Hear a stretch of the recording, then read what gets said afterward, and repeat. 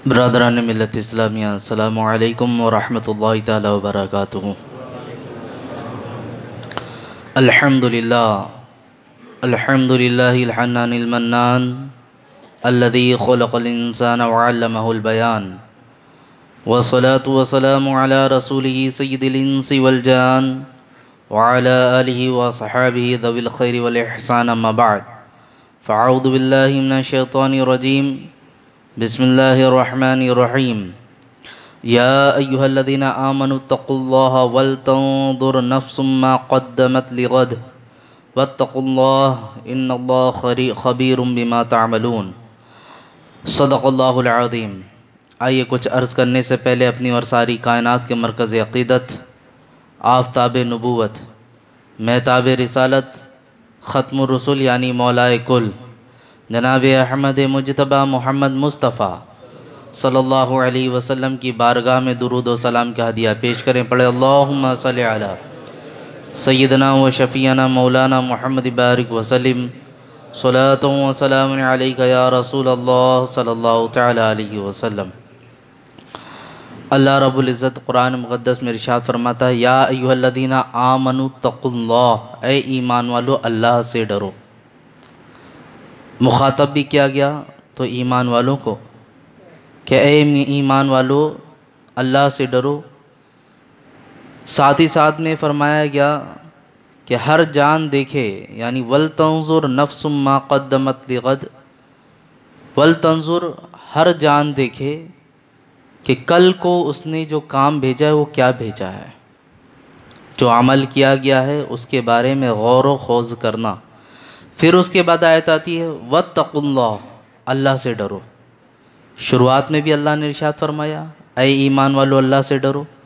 फिर अपने अमल पर गौर व फिक्र करके फिर अल्लाह इरशाद फरमाता है वत्तक़ुल्लाह, अल्लाह से डरो। इन्नल्लाह ख़बीरुम बिमा तअमलून, बेशक अल्लाह जो भी तुम अमल करते हो सब चीज़ को जानता है, तुम्हारे हर अमल से बाखबर है। बात जो अर्ज़ करनी है आज हर इंसान के बारे में है।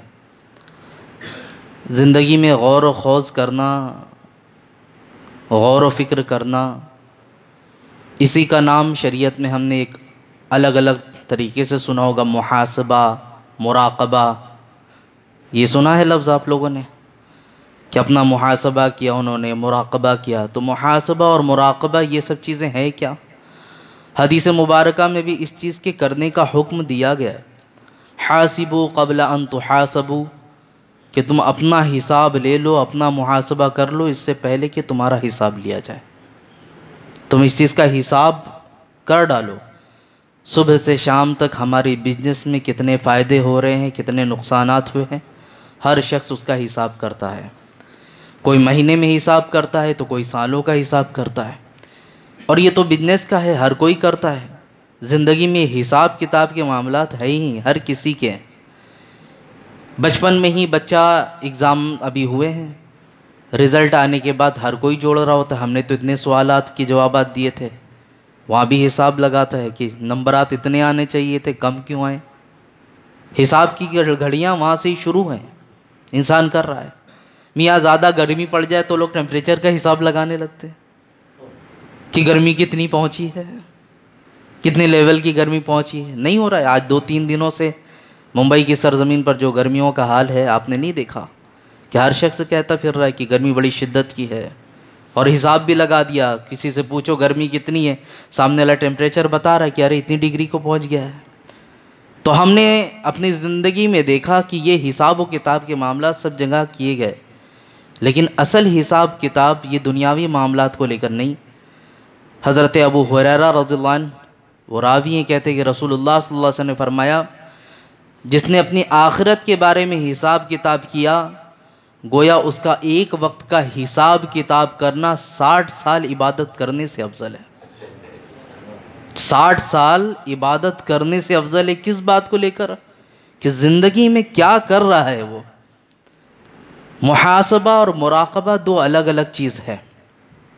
मुहासबा जो होता है वो अपने बारे में ये सोचना कि मैंने जो किया ये क्या है, गोया जैसा भी अमल किया उसने उस पर वो एक नज़र डाले। वल तंजुर, कुरान ने जो कहा है कि नज़र करो, देखो कि तुमने अमल क्या किया है, उस पर एक नज़र डालो तो सही। तुम आए नमाज पढ़कर भी चले गए, उस पर भी नज़र डालो, आया तुम्हारी नमाज किस लेवल की पहुंची है, तुमने जो सजदे किए वो कैसे किए हैं, तुमने वो सजदों में तड़प है या नहीं है, तुम नमाज में हाजिर भी थे कि नहीं थे, गोया तुम खुद से आए हो या किसी के भेजने के ज़रिए आए हो, क्या मामला था, उन सब चीज़ों पे नज़र डालो। तो ये गौर करना ये ज़रूरी है। तो इसको कहते हैं मुहासबा करना। मुराक़बा जो होता है वो इस चीज़ को लेकर कि अल्लाह रब्बुल इज़्ज़त के बारे में इस बात का यकीन रख लेना कि अल्लाह ताला हर जगह हमें देख रहा है, ये मुराक़बा हो गया। जब भी बैठे तन्हाई में भी, जहाँ कोई ना हो, हमारी तन्हाइयाँ जहाँ पाक ना होती हों, तो वहाँ भी ये ख्याल पैदा कर लेना, मुराक़बा का मतलब कि हम अल्लाह के करीब हैं, वहाँ भी रब ताला हमें देख रहा है। अज़ीज़ान मिल्लत इस्लामिया, इसके हवाले से मैंने चंद चीज़ें रिवायतों में देखी, तफसीर में हज़रत अनस बिन मालिक रज़ियल्लाहु अन्हु फरमाते हैं कि ये मुहासबा करना सिर्फ़ ऐसा नहीं कि हमारे और तुम्हारे लिए है। अशरे मुबशरा में से हज़रत उमर फ़ारूक़ रज़ियल्लाहु अन्हु, जिनकी सल्तनत दुनिया में फैली हुई थी, वो एक दीवार की आड़ में खड़े थे और ये दूसरी दीवार की तरफ थे, और वो दूसरी दीवार की तरफ हज़रत उमर फ़ारूक़ रज़ियल्लाहु अन्हु के अल्फाज नक़ल फरमाते हैं कि हज़रत उमर फ़ारूक़ जो कि खलीफ़ा हैं, खलीफ़े दुअम, आप कहते हैं उमर बिन ख़त्ताब, ख़त्ताब का बेटा, और तू अपने आप को खलीफ़ा कहता है, तू अपने बारे में ये कहता है, लोग तुझे खलीफ़ा कहते हैं, तेरी हैसियत क्या है, कल को रब ताला की बारगाह में तुझे पेशी करी गई, कौन सा मुँह लेकर हाजिर होगा तू, कौन सा अमल किया है तूने, तेरी सल्तनत में कोई भूखा रहा, कोई प्यासा रहा, क्या हिसाब दे पाएगा। तो ये अपने आप को मलामत कर रहे हैं कि मेरी ज़िंदगी में मैंने किया क्या। अरे ये उमर फ़ारूक़ रज़ियल्लाहु अन्हु, जिनके बारे में दुनिया में कहा गया कि ये जन्नती हैं, बशारत देने वाला भी कोई और नहीं, हुज़ूर सरवर कायनात मोहम्मद अरबी सल्लल्लाहु अलैहि वसल्लम हैं, जिन्होंने फरमा दिया कि उमर जन्नती हैं, इनके बारे में है। और ये वो उमर है कि जिनकी नेकियां आसमान के तारों के बराबर हैं। हम में से कौन ऐसा है जिसकी नेकियों के बारे में हम बता सकें। हमने हिसाब किताब किया होगा बहुत, साल भर बैठ करके सब हिसाब किताब करना। मैं कहता हूँ दिन भर में एक बार बैठ करके सोचना कि आज जो सुबह से लेकर शाम तक वक्त गुजारा हमने, कितनी ऐसी चीज़ें की जो अल्लाह की रज़ा के लिए था, और कितने ऐसे काम किए जो अल्लाह की नाफरमानी में गुजरा है। एक बार तो नज़र डालो इन चीज़ों पर। मेरे अजीज़ों, जो बात आज आपके सामने मैं अर्ज़ करना चाहता हूँ, इस पे तवज्जो चाहता हूँ हर किसी की। नज़र करना ज़रूरी है, जो न संभलोगे तो मिट जाओगे मुसलमानों, तुम्हारी दास्तां तक ना होगी दास्तानों में। ये बात याद रखना, संभलना पड़ेगा, अपने आप को समझाना पड़ेगा। ज़िंदगी हमारी और आपकी ही सिर्फ इस दुनिया में नहीं गुजरी, हमसे बेशतर बहुत सारे लोग आए हैं इस दुनिया में, इस रुए ज़मीन पर, लेकिन अगरचे उनकी सल्तनतें आसमान तक पहुंची हों, उनका कोई नाम लेवा नहीं है, उनका कोई नामो निशान नहीं है। लेकिन यही सरज़मीन पर आप देख लें, गुदड़ी पोश लोग भी आए हैं, जो मदीना से हिजरत करके जब हिंदुस्तान में आते हैं तो गरीब नवाज के नाम से आज तक मशहूर हैं, और लोग उनकी बारगाहों में हाजिर होकर फैज़याब भी हो रहे हैं। तो सल्तनतें, दौलत, माल, ये सब कोई काम नहीं आता। आपका काम आना है तो आप रब की कितने करीब हुए, आपने अपने बारे में कितनी नज़र रखी, आपका अमल किस लेवल का था, उस पर आपको देखना ज़रूरी है। तो ये तो उमर फ़ारूक़ रज़ियल्लाहु अन्हु के बारे में है। एक दूसरी रिवायत मिलती है हज़रत उस्मान गनी रज़ियल्लाहु अन्हु के बारे में, खलीफ़े सुअम। इनका ग़ुलाम फरमाता है कि आप जब कब्रस्तान में जाते थे तो कब्र को देख करके इतना ज़ारो क़तार रोया करते थे कि आपके बदन में कपकपी आ जाती थी, रोते थे, कांपते थे हज़रत उस्मान गनी रज़ियल्लाहु अन्हु। और आपके रोने का ये हाल देखकर आपका ग़ुलाम कहता, हुज़ूर कभी हश्र का मामला आए, मैदान महशर का मामला आए तो उसको सुनकर आप इस तरह नहीं रोते, लेकिन मैंने बारहा देखा है आप कब्र के पास पहुंचकर बेतहाशा रोना शुरू कर देते हैं। आपने कहा ये पहली मंजिल है, ये कब्र पहली मंजिल है। जो यहाँ पार हो गया सब जगह पार हो जाएगा, जो यहाँ पार हो गया सब जगह पार हो गया, और जो यहाँ फंस गया वो सब जगह फंसता चला जाएगा। और ख़ुद रसूलुल्लाह सल्लल्लाहु अलैहि वसल्लम ने फरमाया, एक रिवायत में है कि मैंने कब्र से ज़्यादा हौलनाक चीज़ कहीं नहीं देखी, कब्र से ज़्यादा। हम भी आप भी, मैंने कहा ना मुहासबा करना है। जाते हैं जनाजे के पीछे, क्या साल भर में कभी ऐसा मौका नहीं आता कि हमारा कोई ना कोई तो होता है अजीज़ व अकारिब में से जिसका इंतकाल होता है, जनाजे के पीछे हम चल रहे होते हैं। ये क्या है जनाजे के पीछे चलना? हाजिर ही देना था तो घर पे हाजिर तो हो ही चुके थे, कब्र पर मिट्टी देना था तो कहते ले आकर गाड़ियों से पहुंचा दो, हम भी आकर कब्र में मिट्टी दे देंगे, या कब्र के पास की मिट्टियां ला कर कह देते हैं हम भी हाथ लगा कर भिजवा देते हैं। लेकिन पीछे पीछे चलना, कब्र तक वहाँ उतारना, ये सारी चीज़ें क्यों हैं? वो इसीलिए है कि हम कहते हैं ना कि पहले आप गए उसके बाद हमें भी पीछे पीछे आना है। लेकिन यहाँ पर भी हालत देखी जाती है, लोग कब्रस्तान में पहुँच कर भी अपनी अपनी टोलियाँ बना कर दुनियावी मशगूलात में रहते हैं। कोई बिजनेस की बात कर रहा है तो कोई किस चीज़ की बात कर रहा है। जिस कब्रस्तान में हाजिर होने के लिए रसूलुल्लाह सल्लल्लाहु अलैहि वसल्लम ने तरगीब दिलाई कि वहाँ पहुँचो तो वहाँ देख करके दुनिया से रूठने का दिल करेगा। हमने कब्र में उतरने वालों को भी देखा, वहाँ भी दुनिया याद की है लोगों ने। कब्र में उतरने वालों की माँ का लाशा हाथ में है, और जब उतारा जा रहा है तो वहाँ पर बात पैसों की चल रही है। ये तक ज़िंदगी हो चुकी है मेरे अज़ीज़ों। तो बात ये करना है, मुहासबा करो अपना, एक नज़र तो डालो कम से कम। ये माल और दौलत, ये शोहरत सब चली जाएगी। हज़रत अली रज़ियल्लाहु अन्हु के बारे में भी मैं बताऊँ, खलीफे चाहरुम, आपकी ज़िंदगी का एक मामला कि जब आप सुबह का वक्त होता, यानी फजर से करीब करीब या रात के वक्त में, आपका ग़ुलाम बताता है आप नमाज के लिए हाजिर होते तो मस्जिद में अपनी दाढ़ियों को नमाज से पहले ऐसे पकड़ कर रो रहे होते थे जिस तरह किसी को डसा जाता है, जैसे सांप डस ले, वो तड़प तड़प कर रो रहा हो। आपके रोने और बिलखने की हालत ये रहा करती थी, आप इस तरह रोया करते थे। मैं चाहता तो ज़िंदगी और भी आपके सामने बयान करता, लेकिन इन नुफूस क़ुदसिया की जो ज़िंदगी मैंने आप रखी, ये वो हैं कि जिन पर जन्नत वाजिब है, जिनके बारे में कुरान ने ये कह दिया रज़ियल्लाहु अन्हुम व रदू अन, अल्लाह इनसे राज़ी हैं, ये अल्लाह से राज़ी हैं। लेकिन हालत ऐसी है कि ये अपनी ज़िंदगी को देखें कि जब रब की बारगाह में हाजिर हो रहे हैं तो किस तरह पेश करके हाजिर हो रहे हैं, इनकी कैफियत क्या होती है मेरे अजीज़ों। तो बात इतनी करना अल्लाह से डरने के सिलसिले में, अल्लाह से डरना। कुरान मुक़द्दस ने जो ईमान वालों को मुखातब फरमाया, ए ईमान वालों अल्लाह से डरो और अपना हर मामला देखो कि तुम आने वाले कल में क्या भेज रहे हो।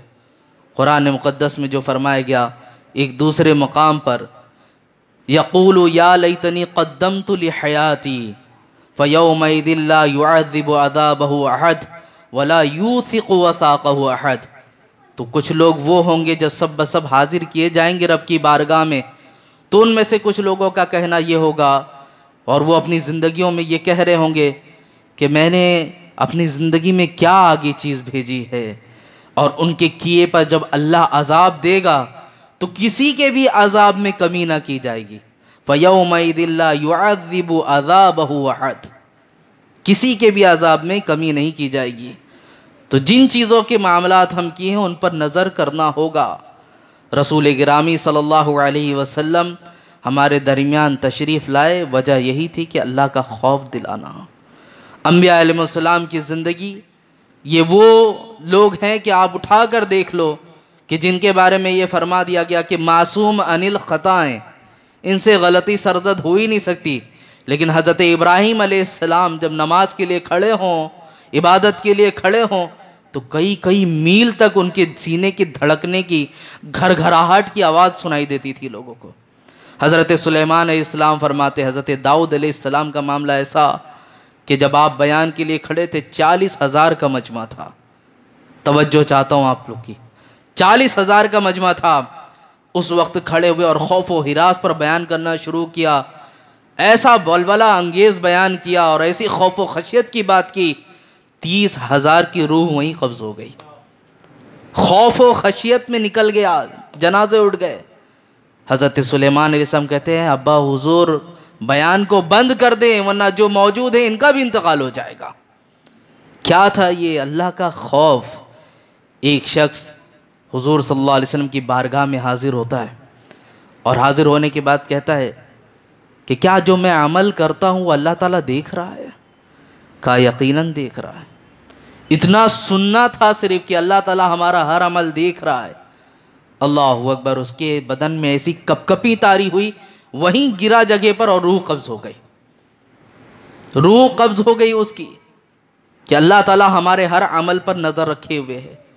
हम भी तो कितने काम कर रहे होते हैं रात की तन्हाइयों में। नौजवानों से भी बिलखुसूस कहना चाहूँगा, तुम जो रात के सन्नाटों में ये सोचते हो कि पूरी दुनिया सो गई है और यहाँ पर अब कोई ऐसा नहीं कि जो हमें देखता हो, माँ बाप हों, भाई हों, दोस्त हो, किसकी भी नज़र नहीं। अपने ईमान को पुख्ता करो। तुम्हारी खलवत में जहाँ कोई मौजूद नहीं होता है वो रब ताला वहाँ भी देख रहा होता है। इन चीज़ों पर नज़र करना ज़रूरी है मेरे अजीज़ों। अक्सर बुज़ुर्गाने दीन, मैंने ज़िंदगी में एक चीज़ महसूस किया है, हमारे बयानात या किसके भी बयानात आप बहुत सुनेंगे, दूसरों की बातें जिस तरह हमारे दिल पे असर नहीं करती, खुद की नसीहत खुद के लिए बहुत ज़्यादा असर कर रही होती है।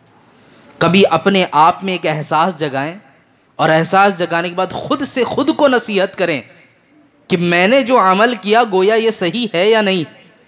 ये जब फीलिंग आएगी आपके अंदर और ख़ुद से अपने आप को समझाने की कैफियत पैदा होगी, आप जाकर देख लेना, आप जब खुद से अपने आप को समझाना शुरू कर देंगे तो दूसरों के बयानात उतने दिल पे असर नहीं करेंगे जितना आपका समझाना असर करेगा।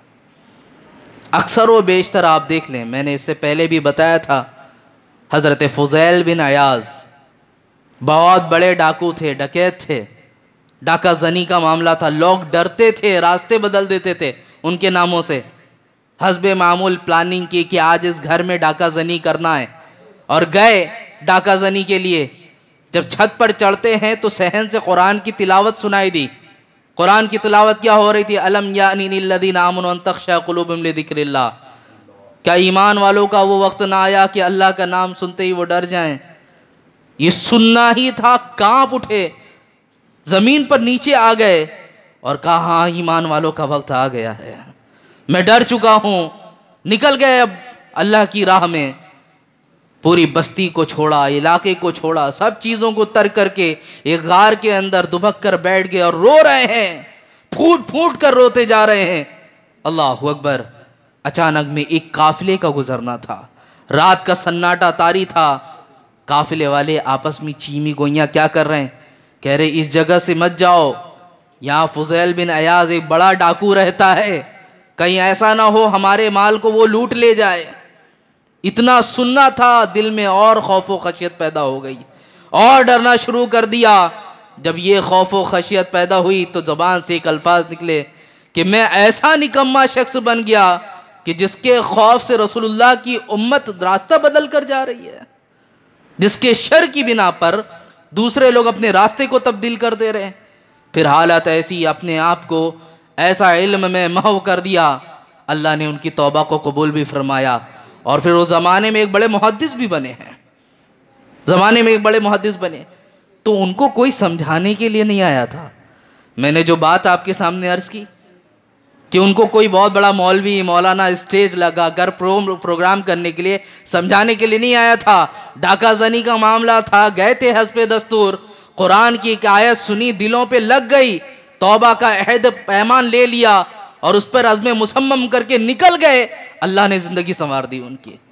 तो खुद की जो नसीहत होती है वो आपके दिलों को बदल देती है। अपने आप में जो ये कहा कि वल तंजुर, गौर करो अपने आप में, तुम देखो ज़रा, नज़र करो। वजह इसकी यही है, मैं एक हिकायत पढ़ रहा था, तवील हिकायत है। एक गारे मिट्टी का करने वाला मज़दूर, जिस तरह आज देखें चौराहों पर काम होते हैं तो सुबह सुबह मज़दूर खड़े होते हैं, लेकर जाया जाता है। एक नौजवान शख्स जिसके घर की दीवार गिर चुकी थी, वो नौजवान शख्स अपने घर की एक दीवार बनाने के लिए कहा, एक ही आदमी का काम है, ज़्यादा मजदूर तो लगेंगे नहीं। वो गया, चौराहे पर देखा तो लोग टोलियां बना बना कर मजदूर खड़े थे। साइड में एक नहीफ कमज़ोर मजदूर भी खड़ा था। जाकर कहा कि मेरे घर की दीवार गिरी हुई है, क्या तुम बनाने के लिए तैयार हो? उसने कहा, हाँ मैं तैयार हूँ, मैं दीवार बना दूंगा। क्या उजरत लोगे, क्या चीज़ें लेंगी? सारी चीज़ें तय हो गई। जाने से पहले उसने कहा, मेरी 3 शर्तें हैं। इस वाक़े को गौर से समाअत कीजिएगा। हम और आप भी काम करते हैं, काम करने वाला, जॉब लगाने वाला क्या ही बेहतर हो जो आपको जॉब पर रखता है, आपके टैलेंट को देखकर रखता है। आप एक बार बोल कर देखो तो सही कि क्या मुझे अपनी जॉब के दरमियान में 5 मिनट मिल सकता है कि मैं नमाज अदा कर सकूं? बहुत सारे लोग, आपका काम होता है बोलना, आप बोल कर देखें, अल्लाह दिल उनका बदल देगा। हमारा हाल होता है हम बोलते ही नहीं है। यहाँ तक कि मैंने देखा है कई लोगों के हालात ऐसे होते हैं, महीने महीने गुजर जाते, जुमा तक नहीं पढ़ पाते वो, सिर्फ जॉब की वजह से। और फिर मसला पूछते, मौलाना हमारी ऐसी जॉब है कि हम जुमा के लिए भी हाजिर नहीं हो पाते, और अगर जॉब छूट जाएगी तो घर के हालात बिगड़ जाएंगे। ऐसी जॉब को लात मारो। शरीयत का मसला और फतवा भी लेने जाएंगे तो शरीयत इजाज़त नहीं देगी ऐसी जॉब करने के लिए कि जो नमाजों को तर्क करके आपको ये कहे कि आप नहीं इस जॉब में लग जाएं, इसमें काम करते रहें। शरीयत इजाज़त नहीं देगी इस चीज़ की। तो बैर कैफ एक बार बोल कर तो देखो। कई लोगों को मैंने देखा है जब वो बात करते हैं तो उनके लिए रियायत मिल जाती है। 5 मिनट का काम होता है, आप फ़र्ज़ नमाज अदा कर लें, जो मौक़िदात हैं वो अदा कर लें, बहुत ज़्यादा टाइम नहीं लगता है उसमें। तो बात ये अर्ज़ करना, ये जो मज़दूर था इसने भी जो बात अपनी रखी, वो बात दरअसल यही थी। उसने कहा, मैं काम करने के लिए तो आपके यहाँ जा रहा हूँ, लेकिन मेरी 3 शर्तें। पहली शर्त ये, काम के दौरान जब जब नमाज का वक्त आएगा मैं नमाज़ पढ़ने के लिए हाजिर हो जाऊँगा। उसने कहा, मुसलमान था, कोई हरज नहीं है, इबादत फ़र्ज़ है हम पर भी आप पर भी, जिस तरह हम पढ़ते हैं आप भी पढ़ लीजिएगा। कहा, दूसरी शर्त क्या है? कहा, देखो मैं बहुत ताकतवर नहीं हूँ, कमज़ोर हूँ, जितना काम कर सकूँगा उतना ही करवाना, ज़्यादा मत करवाना, ज़्यादा काम मुझसे मत लेना। कहा, ठीक है, ये भी मंजूर। कहा, तीसरी शर्त? कहा, मेरा काम ख़त्म होगा तो पहले उजरत दे देना। ये 3 चीज़ ऐसी है ना जो हर किसी को नज़र करनी चाहिए कि जब जब नमाज का वक्त हो नमाज अदा करें। जिसके अंडर में जितने लोग काम करने वाले हैं उसकी ताकत के मुताबिक काम करवाएं। हर शख्स याद रखे इस चीज़ को। और मजदूर के पसीने के सूखने से पहले उसकी उजरत भी दे दी जाए, यह हदीस मुबारका में फरमाया गया। तो इन चीज़ों पर नज़र रखें। बात तय हो गई, मुआहदा हो गया, घर पे गया। अब ये जो शख्स था, कहा मैं तिजारत के लिए जाता हूँ, ये फ़ला फ़ला शख्स आया है, घर वाले को कहा कि इसको ये उजरत शाम में दे देना, इसका काम ख़त्म होगा। जब शाम में वापस आता है तो देखा कि नमाज भी टाइम पर पढ़ा, काम भी बहुत उम्दा किया और उजरत भी लेकर गया। तो काम देखकर इतना खुश हो गया कि घर के दूसरे और भी काम हैं, कल जाता हूँ, बुलाकर फिर लेकर आ जाता हूँ। जब किसी का काम पसंद आता है तो इंसान सोचता है ना कि ये अच्छा नेककार शख्स था, इससे और काम कराया जाए। तो जब इस चीज़ को पसंद किया, अगले दिन गया, बाज़ारों में तलाश करना शुरू कर दिया। हस्बे दस्तूर दीगर मज़दूर वहाँ पर मौजूद थे, लेकिन ये दिखाई नहीं, ये वहाँ पर नज़र ही नहीं आया।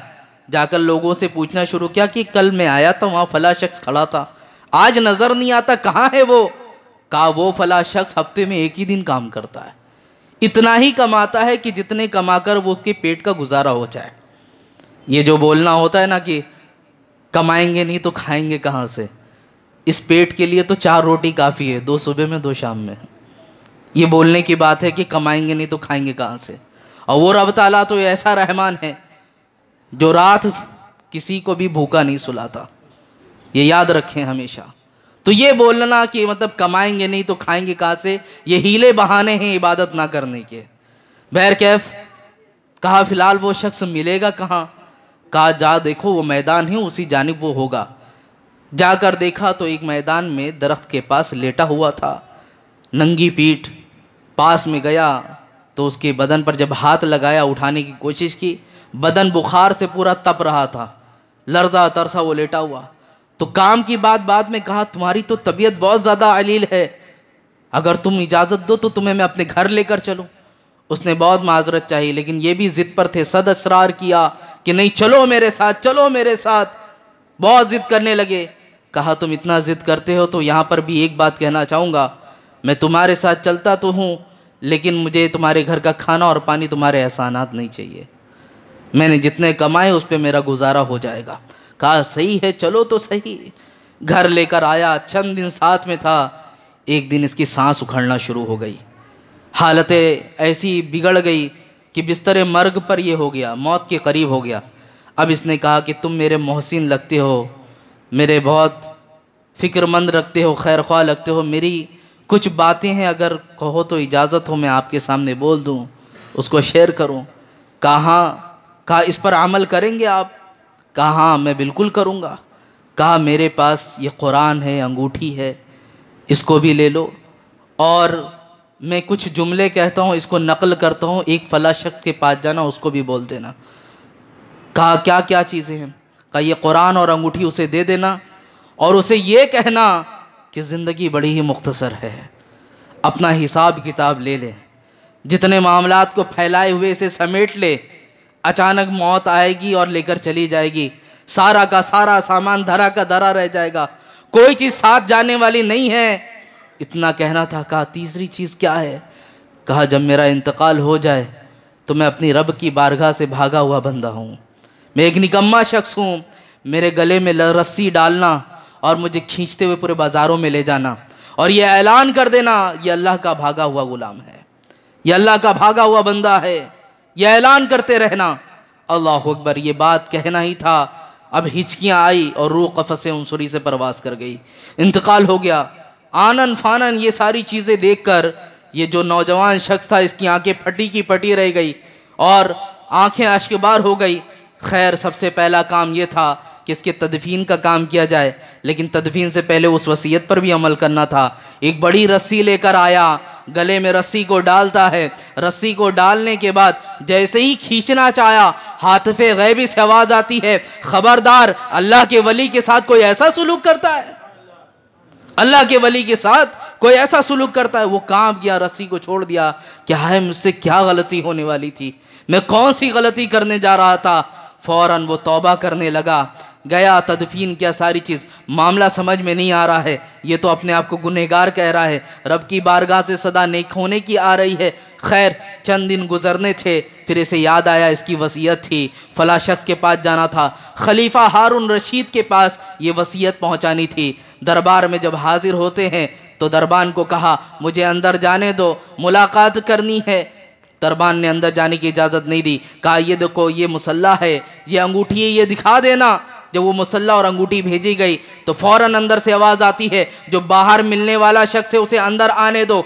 जब ये अंदर आते हैं, कहा ये मुसल्ला और अंगूठी कहाँ से मिली? कहा ये फ़ला फ़ला नौजवान था जो गारा मिट्टी का काम किया करता था, उसने मुझे दिया है। कहा वो कहाँ है अभी? कहा उसका तो इंतकाल हो गया, लेकिन इंतकाल से पहले उसने चंद अल्फाज भी कहे हैं, जो जो जुमले उसने कहे थे हू बहू जब इस शख्स ने उसे नकल किया, खलीफा हारून रशीद ने सुना, बदन पे कपकपी आई, गश खा के ये भी गिर जाते हैं। थोड़ी देर के बाद जब होश में आते हैं, कहा कि मुझे रात का सन्नाटा जब तारी होगा उसकी कब्र पर लेकर चलना। ये नौजवान बिल्कुल हैरत में है कि वो अपने आप को गुनहगार बता रहा था, हातिफ़े गैबी से आवाज़ आती है नेकोकार है। यहाँ पर आया तो उसकी दास्तान सुनकर ये बेहोश हो जा रहे हैं। माजरा समझ में नहीं आ रहा था, लेकिन पूछने की हिम्मत नहीं थी। रात का सन्नाटा तारी होता है, ये दोनों शख्स उसकी कब्र पर हाजिर होते हैं। कहा जो नौजवान था वो यहाँ पर मदफून है। कब्र को देखते ही खलीफा हारून रशीद चिमट कर रोने लगे, फूट फूट कर रोने लगे। अब ये बर्दाश्त ना हुआ, सवाल के जो समंदर ठाठे मार रहे थे, फौरन मौजे मारते हुए पूछ उठे कि मियाँ माजरा क्या है, ये दोनों चीज़ों में ताल्लुकात क्या है? कभी आप उसकी बातों को सुन के रोने लगते हैं, कभी आप बेहोश हो जाते हैं, कब्र पर आकर चिमट कर रोने लगते हैं, मामलात क्या है? कहा दरअसल जिसकी कब्र पर तुम लाए हो ये कोई और नहीं, मेरा अपना लख्ते जिगर है, मेरा अपना बेटा है। ये मेरा अपना बेटा था, ये बड़ा ही अय्याश था, ये नशे में रहा करता था, शबाब कबाब इसके रोज़े मर्रा के मामलात में से रहा करते थे।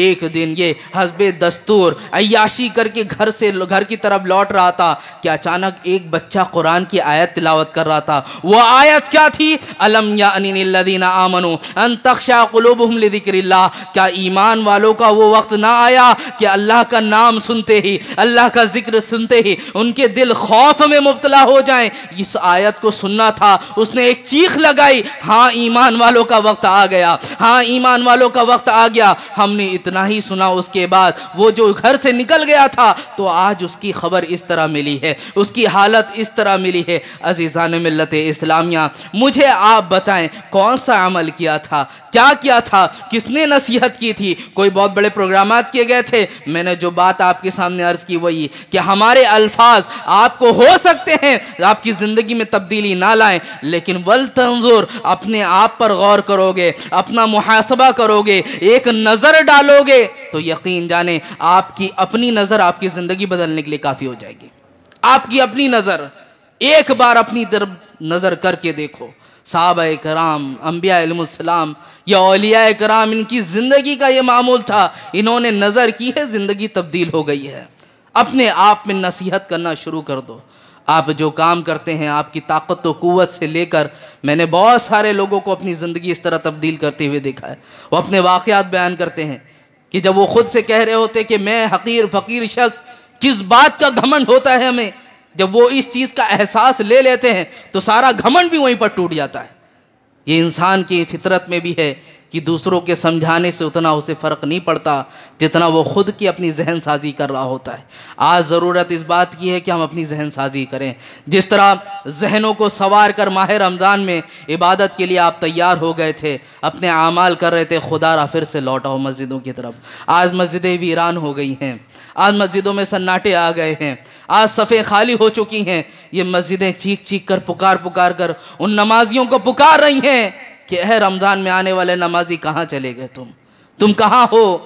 अपनी ज़िंदगियों में अपनी मशगूलियात को पसे पुश्त डालो। ये मुख्तसर सी ज़िंदगी है, ये मुख्तसर सी ज़िंदगी है। वल अस्र इन्नल इंसान लफ़ी खुस्र, ज़माने की कसम खाकर अल्लाह ने कह दिया बेशक इंसान खसारे में है।